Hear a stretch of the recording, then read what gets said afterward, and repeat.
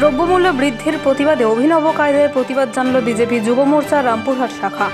এদিন তারা রাস্তায় কাঁসর বাজিয়ে মিছিল করে রামপুরহাট মহকুমা অফিসের সামনে অবস্থান করে। পরে কাঁচা সবজি আনাজের মূল্য বৃদ্ধির প্রতিবাদে সবজিকে সামনে রেখে মন্ত্র উচ্চারণ করে পুজো করে যাতে সবজির দাম কমে। রামপুরহাট যুব মোর্চার সভাপতি শান্তনু মণ্ডল জানান, সরকারকে জানিয়ে কোনো লাভ নেই, সরকারকে বললে কোনো কাজ হয় না, তাই ভগবানকেই জানালাম সবজির দাম কমানোর জন্য। দেখতে থাকুন বেঙ্গল ওয়াচ 24x7।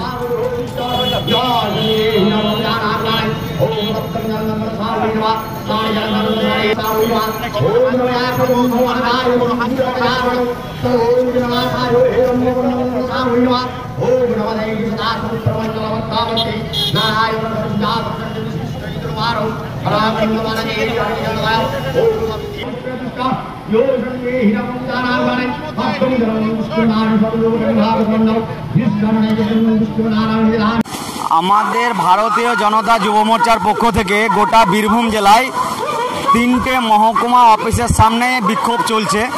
দুটো হয়ে গেছে, আজকে রামপুরহাটের শেষ দিন।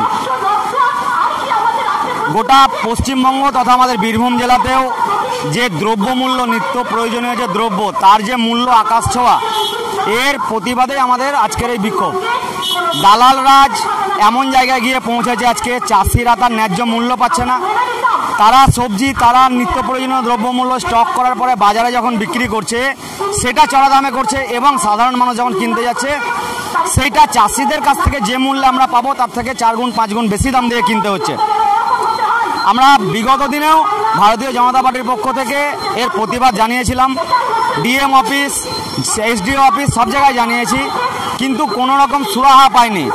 ভারতীয় জনতা যুব মোর্চার পক্ষ থেকে আমরা দাবি রাখি সরকারের কাছে যে দালাল রাজ অবিলম্বে নিপাত যাক, দালাল রাজ অবিলম্বে বন্ধ করা, এর বিরুদ্ধে প্রতিবাদ। সাথে সাথে 8ই নভেম্বর যে নবান্ন অভিযানকে কেন্দ্র করে যুব সমাজকে উদ্বুদ্ধ করার জন্য একটা ডাক দেওয়া হচ্ছে, যাতে আমরা বিশাল সংখ্যায় নবান্ন অভিযান করতে পারি এবং মুখ্যমন্ত্রীর কাছে বার্তা পৌঁছাতে পারি পশ্চিমবঙ্গে যে অরাজকতা চলছে, নিত্য প্রয়োজনীয় জিনিস থেকে, টেট থেকে, এসএসসি থেকে কোনো কিছু বাদ নেই দুর্নীতি কবজায় আসতে।